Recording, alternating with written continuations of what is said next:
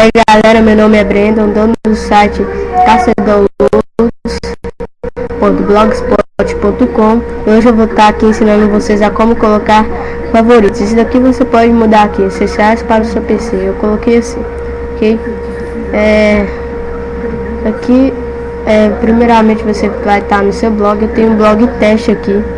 Você vai vir aqui no seu elementos da página e lá e vai dar um adicionar gadget aqui aonde você quiser, aqui ou aqui, mas do lado é o melhor que tem, que é aqui, ó.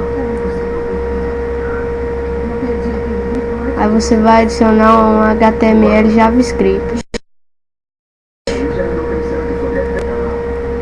Aí tem esse código aqui, ó, que vou estar disponibilizando aqui no meu site, que é aqui, ó, www.caçadownloads.blogspot.com.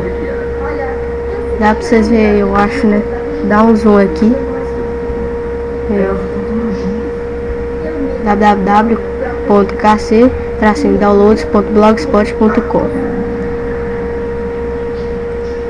Aqui agora você, aqui ó, tem um perto aqui ó, que é aqui ó, no primeiro, essenciais para o seu PC. Você pode mudar assim ó, mais baixados, pode mudar esse nome aqui ó, melhores para o seu PC. Vou colocar aqui mais baixados. Ok, vou dar um CTRL-A, vou copiar, ou então vou dar CTRL-C. Vou vir aqui ó, aqui já tem um aberto aqui, fechar ele aqui. Vou adicionar um gadget, adicionar JavaScript e vou dar um colar, então CTRL-C, e vai salvar. Você vai visualizar o blog.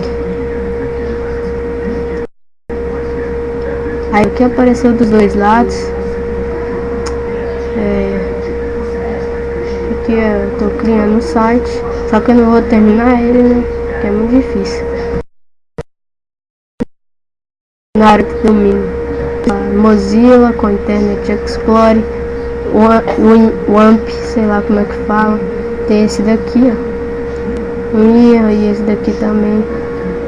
Tem esses dois aqui. Tem vários aí pra você tá baixando. Tem igual o meu aqui, só que o meu aqui é branco, não dá pra ver. Aqui vem mais a luzinha, aqui branco, fundo branco. Se for preto não vai não, olha como é que fica.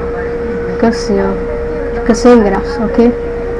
Então se você tiver um template preto com esse fundo aqui preto, se eu fosse assim eu mudava, ok? Valeu pela videoaula, não se esqueça aí de acessar o site que vai estar disponibilizando o código aqui no menu vídeo aulas. Ok galera, até a próxima videoaula.